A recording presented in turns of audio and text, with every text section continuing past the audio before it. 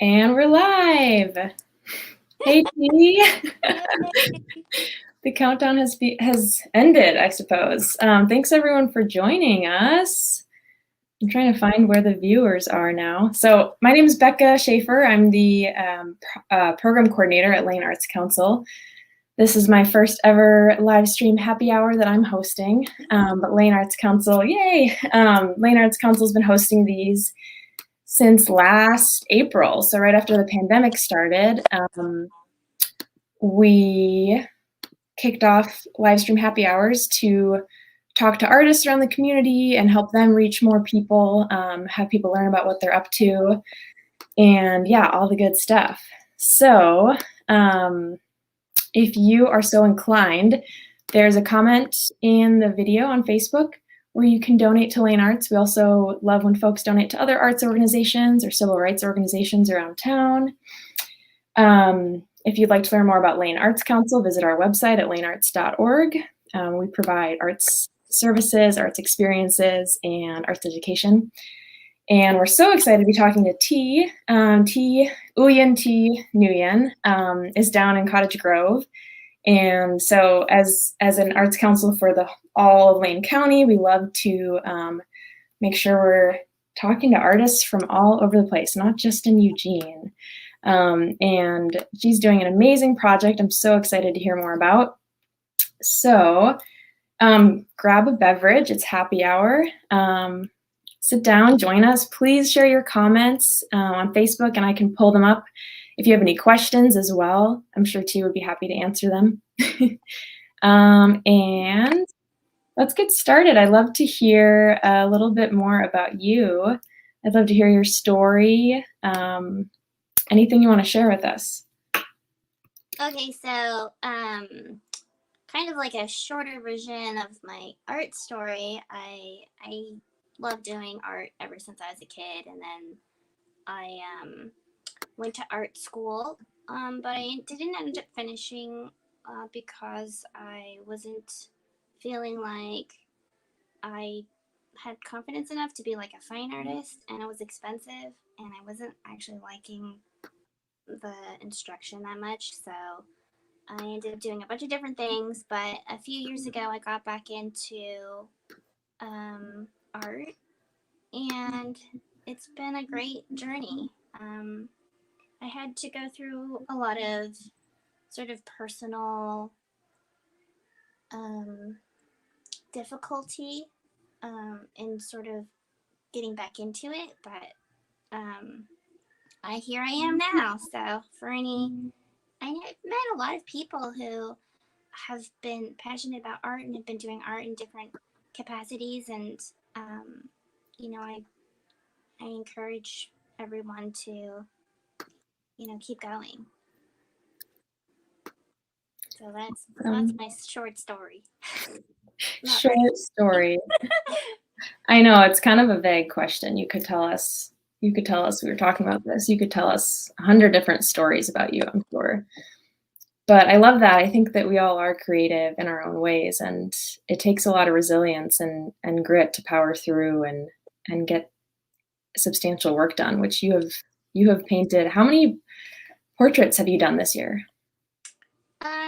I think in the last year, probably done like maybe 60, but I'm not using all of them. Like a lot of them are studies, and I was learning because I went to art school. I did a lot of figure drawing, which I love, but I only took one painting class, so I was learning, about all kinds of stuff, and YouTube's such a great place to kind of try different techniques and stuff. So it was good for me.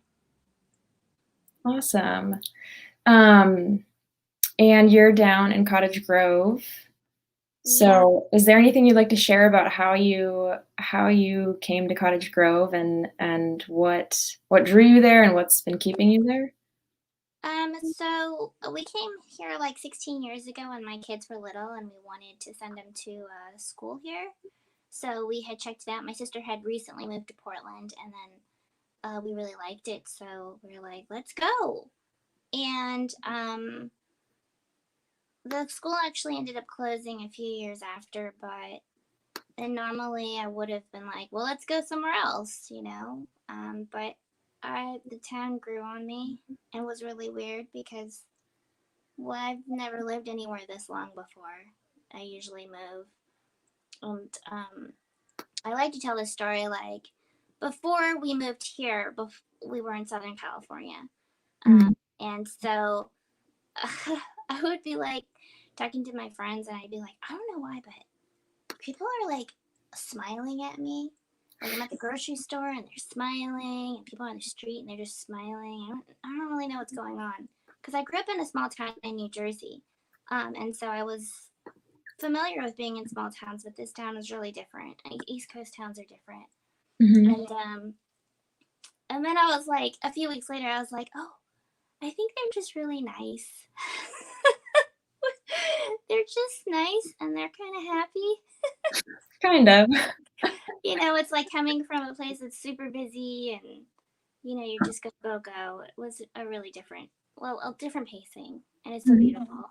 It's really beautiful here. So cool. Thanks for giving us that background information.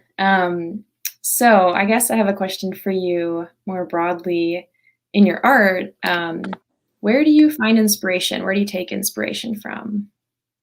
So I like a lot of things. I always paint with music because I love music and it's kind of like they go together for me. And I love reading, so I've been really into Kurt Vonnegut Jr. I don't know if you've read any of his books. Not yet. Okay. Yeah. So I really like him, and I've been reading like a lot of sci-fi, but they explore really interesting concepts about like people and society and stuff. So I'm inspired by that, and of course, I'm inspired by art as well. Some of my favorite painters are like I love Van Gogh and Egon. I think Chile is how you say it. I don't know too much about that stuff, but I like those too.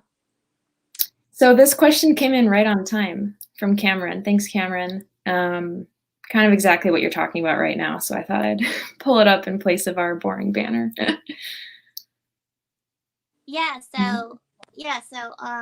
I'm influenced by a lot of things, and most recently with this project, I was influenced by the people in this town. So I ran like a shop on Main Street for 8 years, and we had games. It was like a nerd store. We played Magic the Gathering and D&D, and also did Lego robotics with kids. So we got to interact with like all kinds of people, like people in their 60s playing board games, 70s, and then kids. And they're actually one of, like, there are these two kids who used to come in and they would lose all the time. They were playing and they would lose and lose and lose, but they kept showing up and they are having fun. After a year, they started winning like big tournaments. And I remember thinking, like that was a really big inspiration when I went back to painting, like doing art. I was like, well, if I just show up and do it, I show up every week and do it, like I might get better. And so that's where I get a lot of inspiration from these days, just the people around here. Yeah. That's an amazing story and a great life lesson. I think it's not about having a perfect day in the studio every day, but when you're showing up and putting the time in all the time, you're bound to get better. Yeah, because I was like, I don't know what's gonna happen, but let's do it. And also, like, not like that was part of some of the trouble that I had going through it. Like, I had all these expectations, and then like all these, I had almost like a fear of failure, right? Yeah. Like it's something I always loved doing, and I was like, oh, but if I do it, what if I don't? What if I fail? And so, like thinking about those two kids, and then seeing like that they did it, and they were, it was like they did it. They were having fun. It was a fun thing. It wasn't like they wanted, wasn't about winning. Mhm. And so that kind of really stuck with me. That's awesome. Yeah, it's been wonderful seeing you push yourself in this project we're going to talk about soon, Garden of People. So, but yeah, from my perspective, I've only known you, a year now, I guess, since you applied for I guess I forgot to mention that, everyone. Sorry, scrambled with all these questions and different things I want to ask you, but T was a recipient of our artist grant at Lane Arts Council. So it was the first year we did that, and she got, one of the first ever artist grants that we granted to individual artists to create a new body of work or dive into a new project that would sort of push their boundaries and take them outside of an area that they've explored. And T wrote this wonderful proposal for a portrait of Cottage Grove, which we're going to talk a lot about shortly here. And so, yeah, anyway, I've kind of known you since then, and it's been so cool to see this project come to life. And it seems that I remember in your proposal, you talking, kind of really related to this idea of resilience and accountability to yourself too, as an artist. Like, you wanted to be just consistently painting portraits. You had really, big goals for yourself of numbers and how many portraits you wanted to paint in order to create this book. And you've been doing that, and it's been amazing to see. I'm shocked by how fast you can work, and yet it's still like these super high quality paintings. So anyway, it's been really cool to see that from my perspective. I think that in my proposal, I said I was going to do 60 to 85, but it's actually going to be more like 40-ish because things change. Yeah, yeah, but things change. It's still a lot of portraits. We got another question in, so before I jump to my next one, let's pull this up. Somos asked, "Hi T, what's your favorite subject to paint, and what's been most challenging? What's been your most challenging?" Okay, so people are my favorite. I love painting people. The most challenging is, I've been doing landscapes and like putting people in places, but it's I think composition is a weak point for me. So I keep working on it and trying to explore how I can express what I want to express in like because I get kind of myopic, and so like being able to look at it, and then it's really helpful like putting things on Instagram because you see them really small, and so it's like that kind of no tan sort of clarity. But I think that would be my most challenging.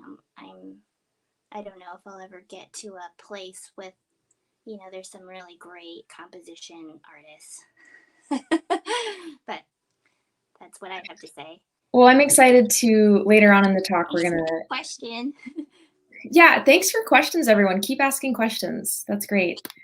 We're gonna do a screen share of T's Instagram later on. It is really fun to see all of them as little thumbnails, and then of course you've done some really cool time lapses on there too.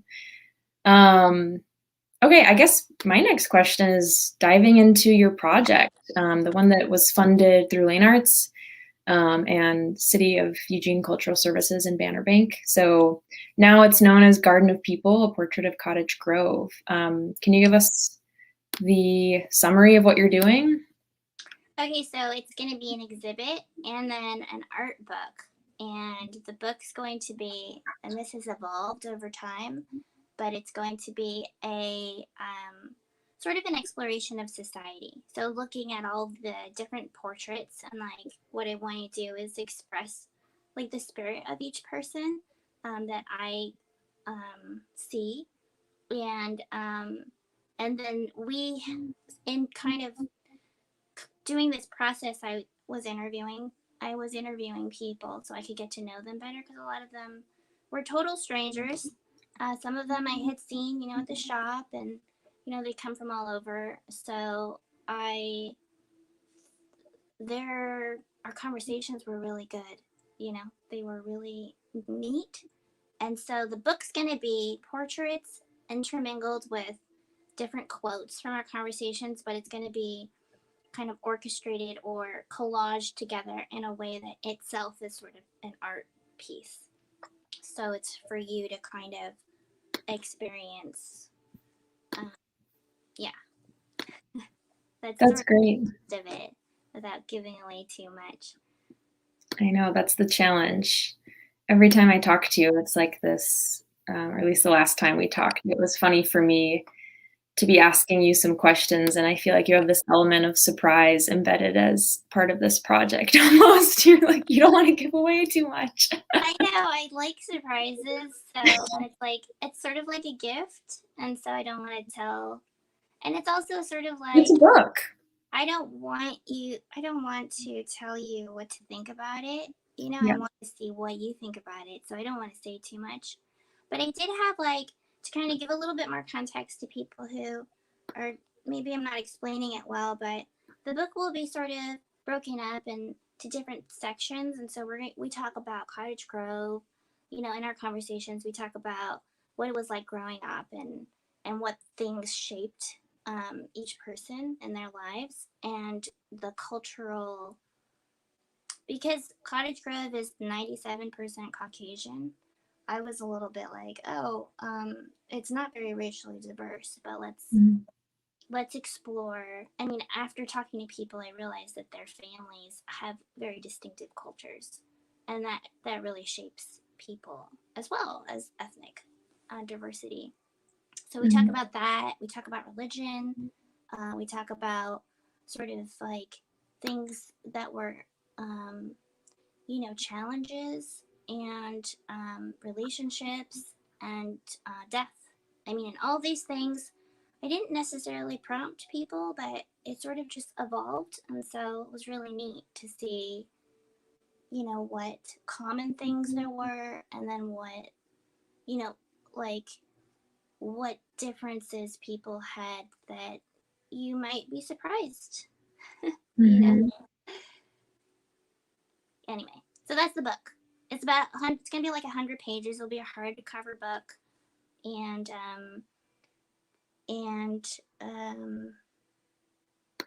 yeah, it uses Cottage Grove as an exploration for what it is to be people all living together. What look like. Well, I know I need to. I love this baby. I'm just sharing so for folks watching, I'm sharing T's Kickstarter page. So this has a lot of information about the project, as well as these portraits throughout that'll be featured in the book. Amazing oil paint portraits and some sample pages of the book, it looks like. And you can pledge money now. When you pledge, what is it, 36 or more? Yeah.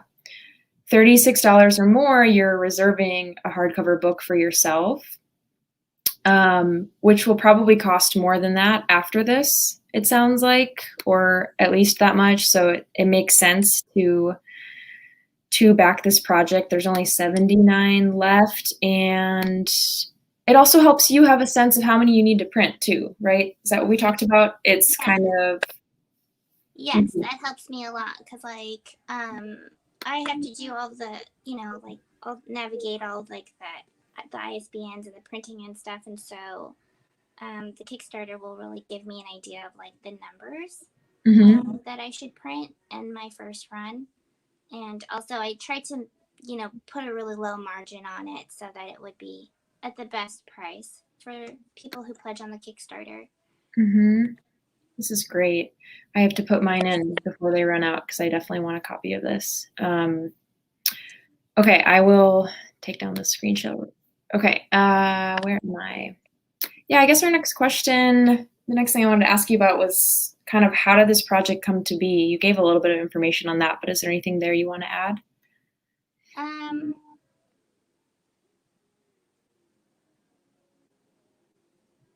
don't think so. Yeah, I think that kind of covers it. And I think that what's neat about it was it started as oh, I like painting people. I like the people in Cottage Grove. Let's do this project. And then it kind of turned into something a lot bigger, and I think part of it was because of all the stuff that we all have been going through in Mm-hmm. this last year, because of all of like the political stuff and all of the COVID stuff and being isolated from each other, and I don't know, kind of being in a dark place. Mm-hmm. And so that kind of shaped the way that this book evolved. Mm-hmm.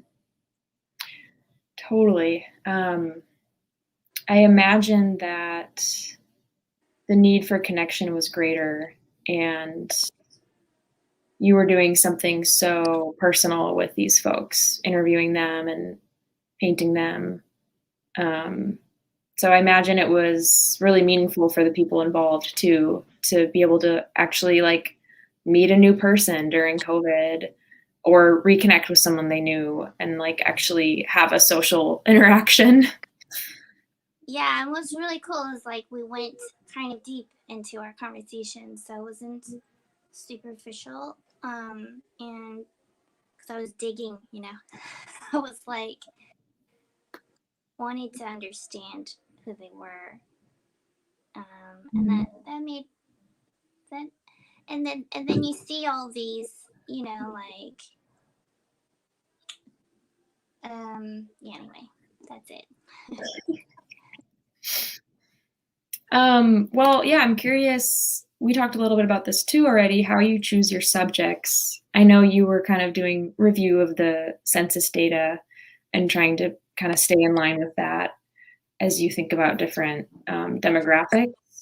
How, in addition to that, and I don't know if that's still accurate, that's kind of what I knew of it, but how do you choose your subjects? What informs that choice? Yeah, so when I started, it was like kind of people that were really interesting to me, or people who had been like really integral to this community or had done a lot of community work. Mm-hmm. And then I talked to some of them, and then they were like, one of them was like, oh, so they gave me the idea of the whole Census Bureau thing, and actually one of them gave me information, and so I started playing with the numbers, and so that I could have like a little micro data set, which would be more representative. And been it's a rough estimate of that, and I used it to kind of reach out to people. But it has been very difficult to connect with the Latinx community. Mm-hmm.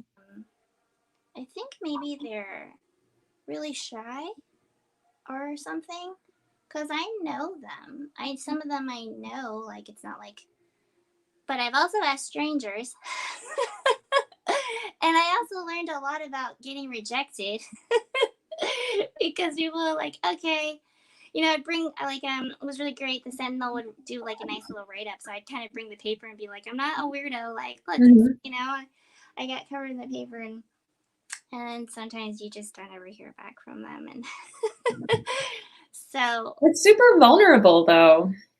it is. It is, and like, maybe, I mean, that's why I really am appreciative of everyone who's participated, because Mm-hmm. it is really vulnerable. And all of the quotes, like, are put in anonymously, and you'll see why after you look at it. There's actually a variety of reasons, but I made sure after I transcribed the pieces that they were okay with it. So I went back and then they could read what they said. And I think that part is really neat. Like that feedback, listening to our conversations and myself, like I would be like, I was a really good listener. And then I would listen, especially the beginning ones. I'd be like, wow, I'm just cutting them off. They were just going to say something really cool. And so I learned a lot about myself. From like hearing myself, interacting with people, and being like, oh, it was really interesting. That part was very interesting to me. Yeah, that would be hard for me. Just hearing my own voice on any type of recording, you're like, ugh, it's kind of cringy. And then to have to notice, like, wow, I was just thinking about the next thing I wanted to say instead of actually sitting here listening to the person that's, supposed to be providing me. That's a thing that everyone does, and I think I think that would be really hard to face that truth and Yeah, re-listen to all of those. that's the thing, to face the truth, because like when we talk, like it goes through our skull or whatever, so it sounds different in our head. So when you hear yourself, like automatically have all these judgments because you're like, ooh.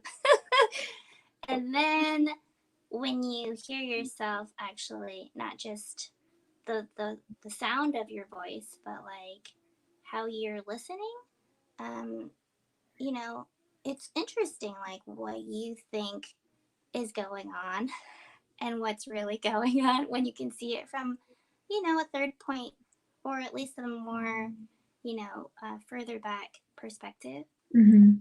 Yeah, that was a very good thing. And you hand transcribed all of the notes from your interviews. Yeah, that Wow. took a while. And like in the beginning, I was adding all these ums and stuff because I was like, that's really cool. And then I sent it to some of the people, and they were like, I think this is a little bit distracting. So that they would like do strike throughs and stuff, because and I was like, some people were like, totally like, oh, you can use any part, and some people were like, this is not, like I want to include this part, but this part is too close. Um, but most people were, because I had said to them, like, some of the darkest stories are the ones that really people can relate to, and it may touch somebody in a way that helps them feel not alone, Mhm. or whatever. So they were really very nice to Mhm. let me do this. Mhm. I couldn't Yeah, do it's totally generous, yeah, to allow you in and, especially since you're publishing a book, their information's gonna be in there. I'm gonna add this to the stream. So this is one quote that I know came up. Let's see, can I zoom in? Will that show? Oh yeah, it does zoom in on there.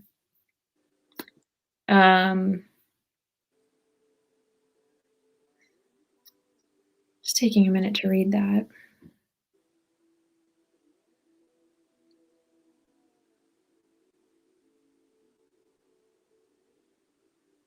I think this past, over a year, dystopian is a really great word for it, and I have been feeling that too, for sure.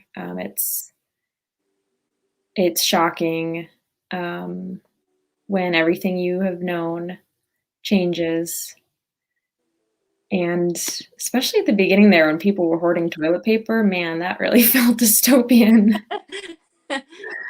Um, yeah, Yeah, I and think I feel like we're, like, I don't think, things are always changing, and so you can't ever really go back in time.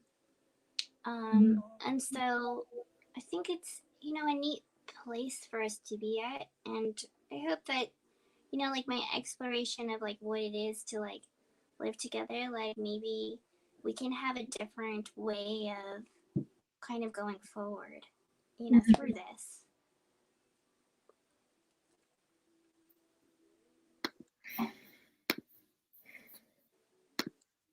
But there's like another one, like I printed a couple of them, but there was one that he says, when I was a little kid, before 8, I lived with my mom and dad.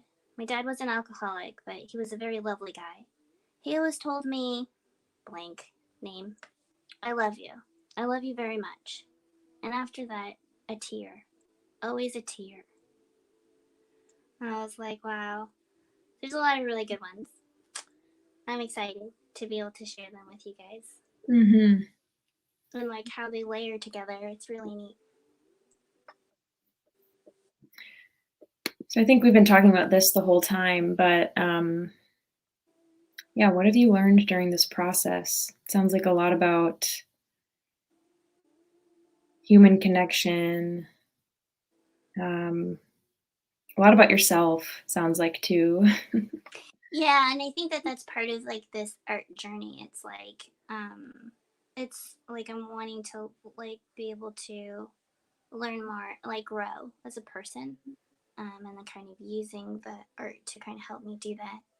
So I think that I've really gotten a lot out of it. And like one of the things like I'd apply for grants, you know, or other opportunities, and sometimes it's disappointing when you get rejected. Mhm. But there's a writer that I really like, and he did this live stream, and he said something like, you know, there's a lot you can do in your craft, and then at some point there's, you know, like if you put it out there, it's like that. It has you don't have control over that. Like you're just putting it out there, and Mhm. so what can you get out of it? You know, is that is the value that you have because it's too frustrating to, you know what I mean, to be like, okay, I'm gonna do this thing and I'm gonna get this thing and you know it's all gonna work out. So when I apply for grants now after hearing that and like when I'm doing things, it's like what what can I learn from this myself so Mhm. that I am um you know not waiting for that win, right? Basically like I'm not waiting to win that big championship. It's like the thing that I'm doing now is the thing that is valuable to me.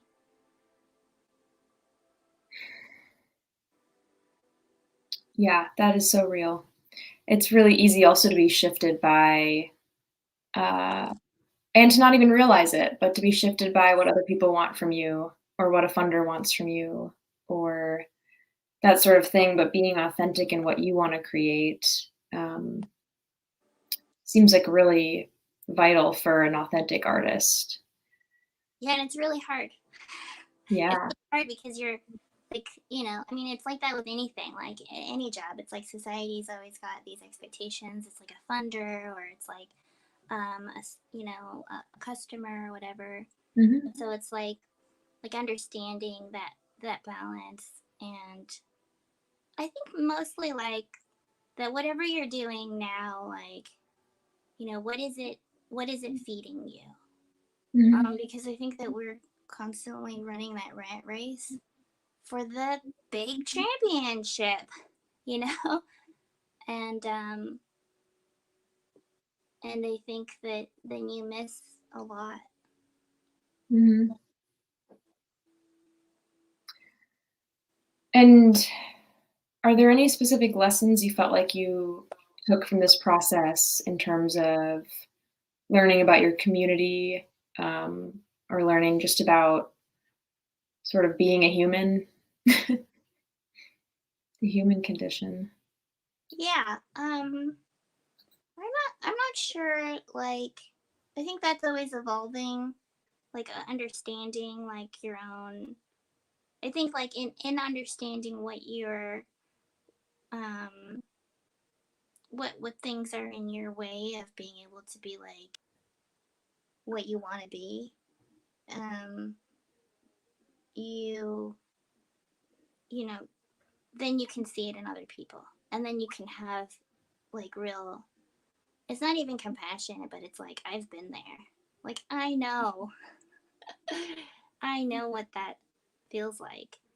So yeah, so it goes both ways, you know, like you teach me and I teach you kind of thing.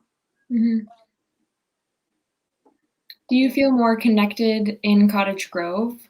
Do you feel like you've built I mean, of course, you've met some new people through this. Um, do you feel like more a stronger connection to that community now?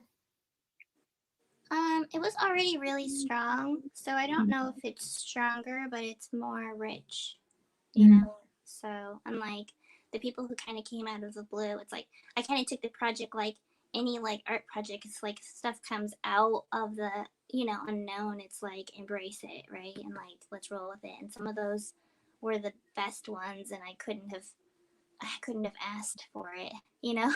Mhm. It sort of just was a gift. So, yeah. But it's definitely a thing still. Like I look at people, it's like I have these perceptions of they might, what kind of person they might be. And I think that kind of going through this process helped me learn a lot about, um, there's so much more to a person, you know, than what I usually give.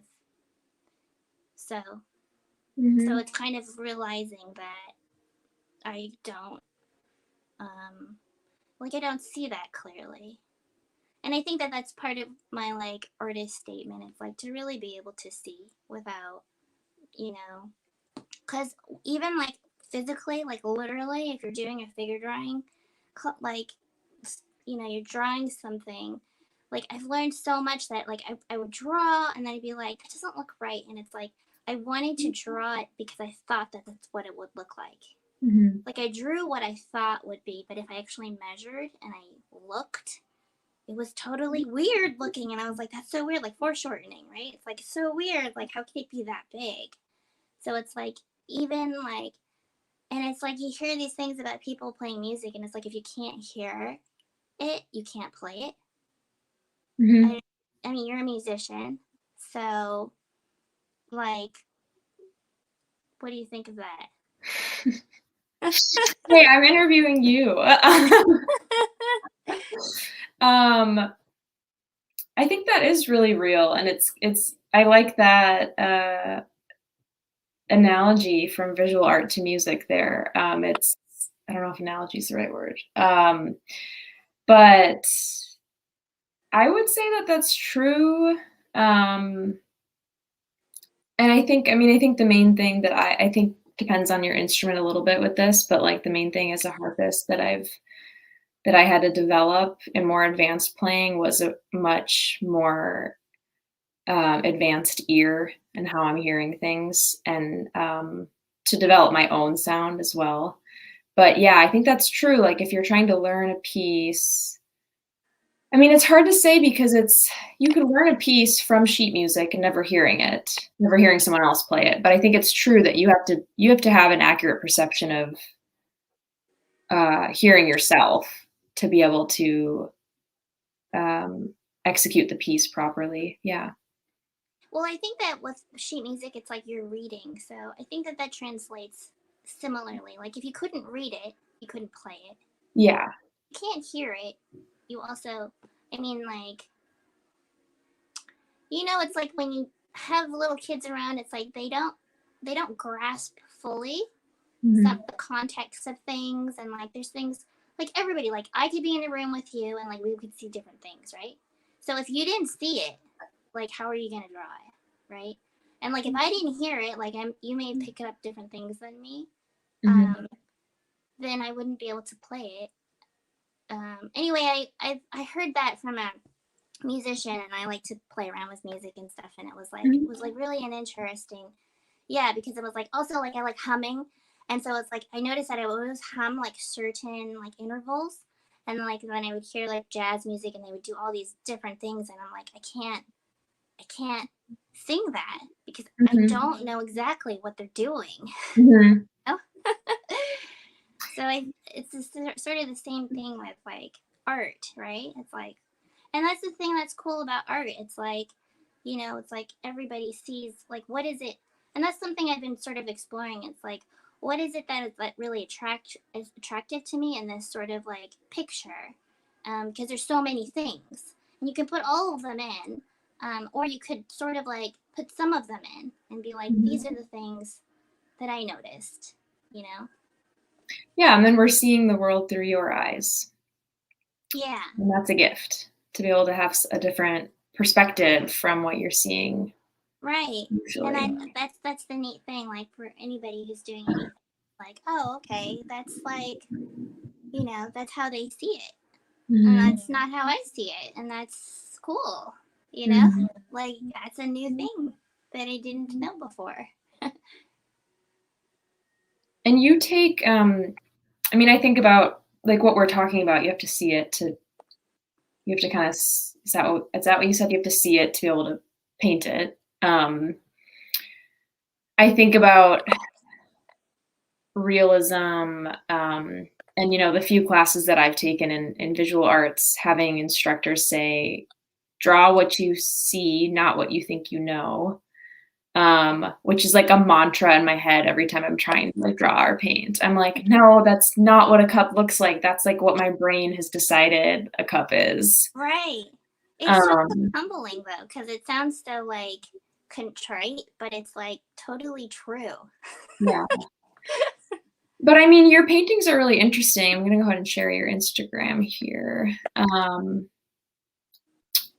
Yeah, they're really interesting in the way that they are very lifelike. And something like this, maybe this was your exact scene. But something like this, I imagine you took liberties with this background, or was this subject in front of wallpaper? I don't know. Yeah, I took liberties because I was trying to do something, you know, and it took me a while to work out. You know, I had a lot of different sketches. So I was really, I think it turned out the way, like, I think it's saying what I wanted to say. So that was really fun. It's super cool. This sleeve going into the background. You've got some like MC Escher vibes going on there. You're like, It this was really is funny because I wall? got the Escher bug from the thrift store. And it was like at that time, and I was like, I always liked that. Yeah, that's funny that you say that. That is awesome. So scrolling through your Instagram a bit, folks, you can find T at Art by UTN on Instagram. Wow, this is one I hadn't seen yet, actually. Very cool. So this is not part of the project, correct? This one is. Oh, it is. Oh, for participating in the project. Cool. Yeah, it was like the third one, and Oh, you know, wow. like, or the fourth one, and it was like, you know, each person has something, right? Like I listen to the interviews, and then I kind of like digest everything, the whole experience, and then I, you know, I ask, what is it, you know, that's there, um, and then I have to like be like, how, like, what can, you know, how do I tell this story? Hmm. It's really hard when it's just the painting, you know. Like I actually think about things a lot like in film, like video. Oh, that's another inspiration. Like I love film, but but yeah. So it's challenging, and that one I actually ended up just doing a bunch of different things in there because I didn't know how to do it just in one picture. Very cool, this area. Can you see my cursor on the screen? I can't see Oh, it. you can't. Okay, I'm circling around the the little like sketched head next to the subject on the right. Yeah, he had so many great, like his posturing was so great. Like the way he moved his body was so. I love that. It captures the motion. That's tough to do. Cool. Um, is this one of your time lapses? No, this is this is great too. This is just sort of like all the little 100-day portrait things or Mhm. something that I did. Amazing. Yeah, I think if you scroll down, you'll see some time lapses. This one? Yeah, I think that one's one.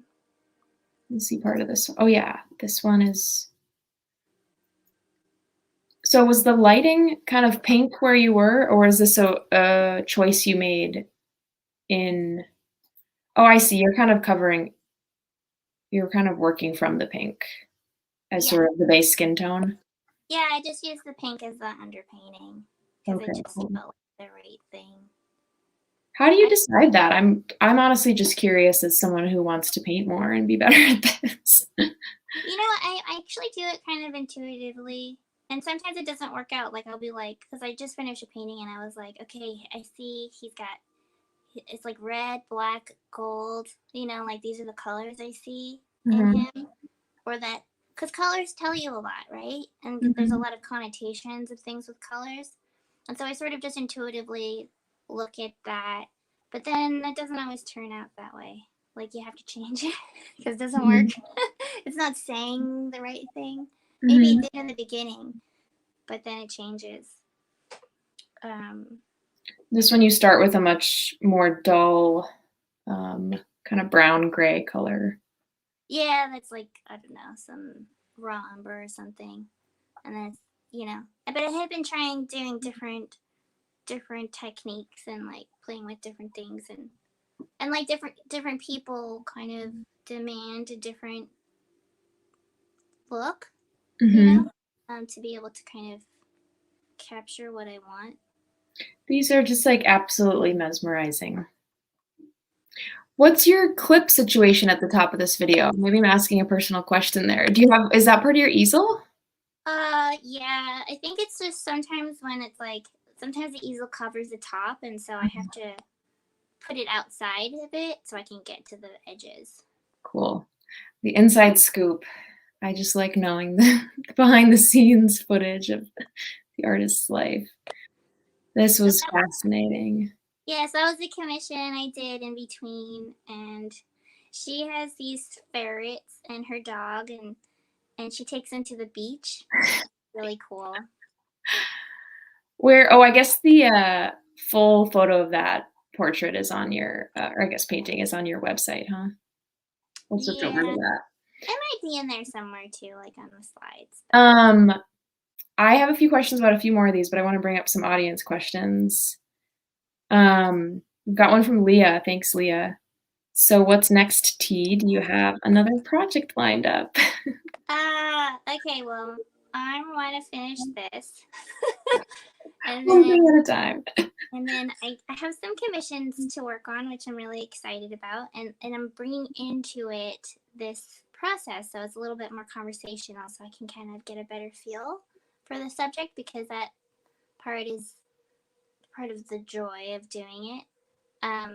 But after that, like maybe next year, I'm thinking I got these really big canvases from a friend and some other people that gave them to me. And so I think I want to paint big. Yeah. I'm not sure what the subject matter is going to be yet. Cool. Is that outside of you typically are more, what dimensions are you typically within? Like usually I'm like 18 by 24. Okay. So 18 by 20, 18 by 24, 24 by 30, you know, something in that range. I have done some like 4 by 6 foot paintings for a commission a couple years ago. So I'm looking at kind of going to do bigger pieces. Cool. That's great. One other question. What age were you when you first discovered your love of art? Was there someone specific who inspired you to do art? Thanks, Lisa. Thanks, Lisa. Okay, so I always drew. So I remember like in second grade, I drew like, we did these biographies and I drew this little drawing of Nellie Bly.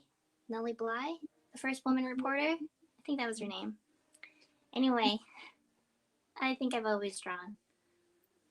And someone specific who inspired you to do art? Probably not. I think it's one of those things, sometimes you just like doing them. Cool. Thanks, Lisa. Keep dropping your questions. We've got, oh my gosh, 8 more minutes. Okay, I have some more questions for you. So this one I love. Can you tell us about this painting? Okay, so this is also a commission, and they had given me a bunch of different pictures. And so the one I really liked was I really liked the cat hanging over the chair because he was so relaxed and it was funny. And then so I took another picture, so I put the other cat on that chair, and then I put flowers falling because I don't know. Sometimes I just get pictures in my head and I'm like, okay, let's try that. They just kind of pop in my head. And then when I delivered it to the person, she took it inside and then she sent me a picture and they were just on that chair and it was so great. It's amazing. They knew. You communicated with cats through your art. Okay, so your Instagram is super fun to scroll through, get lost on, check out some time lapses. I could waste a few hours on here. No, it wouldn't be time wasted, but No, it is. I could procrastinate a few hours on here. You know, it's like 2 hours later, you're like, oh my God, I was going to look at something on Instagram for a second. You know, at least it's like amazing art and not like some, I don't know what, all the other awful things on the internet. Okay, I'm gonna share a new screen. I wanna look at your website. So art by UTN, utnpaintings.com. Why am I, okay, I guess I had scrolled down. So this is T's website. This is a cool video to watch later. I think I had determined that I won't play it for you all now. I don't have that much time, but go watch this later. It's a great little 2-minute video or something. It's pretty short. And then we were gonna look at, what was the one I had questions on? I mean, all of these portraits are just so, you've captured so much life. I mean, we talked about this a little bit too, because this area, it's like you're so focused on this beautiful child who's covered in dirt, and it's just adorable and like, It's so cute. oh my gosh, it's so cute. And when you stare at it longer, suddenly there's like this little like fairy world back here or something. Like this is some intricate background detail. Yeah, it was really fun because, like, first I was like, I put a little tiny white Totoro in there. I like to hide things in pictures sometimes. And then I had asked her mom, like, because her hand was just there, but I was like, does she have a stuffed animal or something that she loves? And so she sent me a picture of her rabbit. And so I put a rabbit in her hand, and then I was like, oh, like, I think that she's all covered in dirt, and I think she's gonna go on an adventure. You know, because it was like all dark, and there was like all this charcoal where she was. That's where all the dirt came from. And so I was like, let's make it sort of like a different kind of place instead of a regular place. So it was really fun. Cool. I love that. So amazing to scroll through these. So this is a fascinating, amazing scenery of this field of flowers and dark, stormy sky. And so was this a commission as well? Yeah, they wanted I think it was an anniversary gift, and then they sent me a whole bunch of pictures, and they had gone to the poppy fields in California, and they were gorgeous, just like orange fields of poppies. And so, but one of them I know likes my favorite murder and like lots of murder stuff. So I was like, what if I do something kind of different? And like there was a picture of him just standing there. So I was like, I kind of arranged it so that, I don't know, there was something, you know, so it had a different composition. And then the clouds sort of just happened. So it was really neat. Like, I mean, I think stuff like that's fun. It's like I like to do a little storytelling in there if I can. Spooky. I love it. That is an eye-catching baby. My gosh. You have a gift with the little kids. Little kids are really hard. Oh my gosh, you're great at capturing that though. Yeah, I was happy that turned out. Oh my goodness. Yeah, so like when I'm painting it, I'm like, I just keep thinking like, how much do I love this? You know? And so then maybe it will get on there. Yeah. That's great. Awesome. So portraits have been sort of your main jam lately, but looks like you also do landscapes, animals, figurative. So some of your landscapes are just Yeah, like gorgeous. that one has like a lot of like the lemon tree was something that she had for I don't know, the whole time at the family house, and it looked just like that. And then to make it like a garden for that family, like I put the flowers in, but they were the birth months of her children. Mm-hmm. And so like roses and chrysanthemums were like, roses were for June. Anyway, I sort of wanted to make it meaningful and also be like a pretty landscape. That is so sweet. I would never have known that. That's really cool that those choices were so intentional and personalized. Hey everyone, hire T for your next commission. Yeah, I'm like a super dork, is what it is. It's like I'm like I just think about things a lot. That's amazing though. And this one, holy cow, that's seriously a masterpiece. Yeah, so that was the big 4x6, and that one was really fun too, Oh my because God. she wanted to give a birthday gift to her husband, and he had done like all these amazing trails, like the PNT and the PCT and the CT, and he had walked like miles and miles and miles. So there were like a lot of photos, and so it was a really a challenge to kind of figure out how to make this journey, and like to put it all together. But it was really fun, and like I told you before, like I hid a bunch of things in there.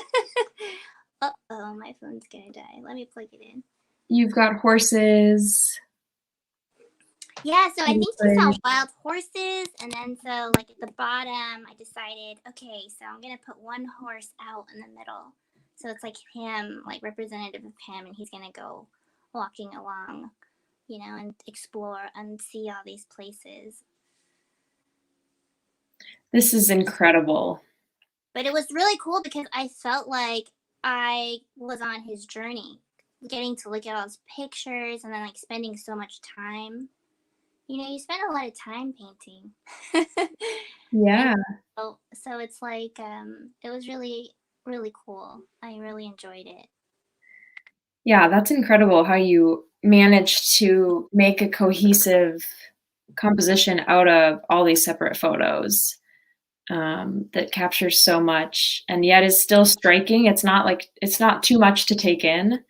You've got this really strong mountain line up top with this amazing sky. Was the sky based on one of the photos in particular? No. I wanted it to be like I wanted to see the stars, but I didn't want it to be dark. So I It's made so like cool. yeah, and then like the mountains were gonna be blue because I kind of wanted to do sort of a color theme like that just made sense. And I was actually inspired by Japanese landscape art, so I looked at a lot of Japanese landscapes to kind of help me compose it. I could totally see that. That makes a lot of sense. Well, are there any other paintings on your website that we should look at with a closer eye? I don't, whatever. It's all good. Well, we only have like a minute left, so We're kind of out of time. Back to the cats. Love that. Oh yeah, we wanted to look at this because we had some close-ups on your Instagram. But I can't believe that this dog and his 3 ferrets go to the beach. I know. And they just hang out. Yeah, they love the tide pools, and it was like her dog loves the water, so I was like, okay, we'll put the dog. Like I took a variety of different pictures and pieced it together so they could be together, and it was perfect because they kind of and the ferrets are sort of like they have a little bit of this rivalry with the dog, and they like to mess around with him. So it was really nice to talk to her and kind of get to know like the pets and then like how meaningful they are to her. So that kind of helps me do something that is, not just like a nice picture, but it's like meaningful to them. You get to know your subjects very well. Yeah. Very cool, T. All right, I'm gonna remove that. Is there anything that we didn't talk about that, well, I wanna make sure people know where to find you, so we'll do a final plug for that. Is there anything in terms of questions I should have asked? Anything like that that you still want to talk about? No, I just hope that like if people end up getting to look at the book or looking at this exhibit, like I feel free to share your thoughts because I think the end of the process for me is to hear what you what your takeaway is. You know, like what did you see and what did you get from it? Because that will help me like that. Like it's not finished until you guys see it. That's sort of how I made it. So that's what I'd ask. Thanks, Lisa. Got another great Lisa. comment. Yay. Thanks everyone for joining. That was really nice. Thank you, T. Like I said, this was my first time interviewing someone on the Livestream Happy Hour, but it's such a cool way to hear more about artists and the work that they're up to, and have our community on Facebook be able to learn about you and ask questions, particularly when everything closed abruptly there for a while. So I know we're kind of in phases of reopening. And tell us about when your art is expected to be up. I know there's some time in Eugene that some portraits will be on display. Yes, so I'm gonna have work up at Visual Arts Week. So I think it starts August 10th or that week, and it will go until maybe the end of September. So they're gonna use window front displays of like empty storefronts in downtown. I'm hoping to do a show in Cottage Grove, but I'm just not sure. With COVID, everything's been uncertain, so I don't know. Hopefully, I can do it either in July or maybe October. And it depends on how much work's going to be at the Visual Arts Week, because I might be able to do it at the same time. And the book is going to come out in September, August, or September. Amazing. And if people don't, so as a reminder, people can find your Kickstarter. It's linked on your website, which is utnpaintings.com. Let me just bring that up as a banner. But what I was going to say is, if people don't reserve your book, but they still want one, which there might not be any if you don't know to print enough, utnpaintings.com. Sorry, just getting this banner up. Yeah, so I'll have a pre-order, I guess, on my website after the Kickstarter ends for about a month. And then I think then I'll have my numbers in, and then I'll see, and then I'll have them at shows, hopefully. And then at the Crafty Mercantile in Cottage Grove? Yeah, and then I'll have them at different shops in Cottage Grove, I think. Like there's, yeah, we have a bunch of shops, so we'll see if I can carry some there. Okay, awesome. Yeah, but I think they'll be okay. Amazing. So utnpaintings.com, art by UTN, at the @ on Instagram. And check out T's Kickstarter and get in touch if you have any questions, anything that didn't come up or anything you're curious about with T's project. And yeah, it was really fun. I love talking with you, and this project has been so fun to see, and I'm so excited to see the book, hold it in my hands and get to see all the cool stories and have the portraits right in front of my eyes to look at. So I just, I didn't say it, but I really appreciate having this grant from Lean Arts Council and Eugene Bank, because it's really made me step up. And like I've grown so much, and the grant really helped with that. So thank you. That's amazing. Yeah, thank you, City of Eugene Cultural Services and Banner Bank. This grant program is super important, and all the artists involved have created some really cool things. And yeah, like you said, there's kind of that layer of accountability there. So it makes you get your homework done on time. Yeah, like yeah. I'm usually pretty good at it, but yeah. I think this project could have lasted. It could have kept going and going. That's the thing. Like I would have been like, oh, I want to put more people in. I want to do this. I want to do that. And it's like, no, you have to finish. You have to finish it. And so that's been really good. It's good to have a finish. For sure. Needed sometimes. All right. Well, thank you. It was so much fun. Thanks for having me. That was fun. You did a great job. I'm so glad that I got to chat with you. Yeah, it was great, T. I'll talk to you soon. Okay. Have a good Bye. night. Thanks, everyone. Bye, everyone.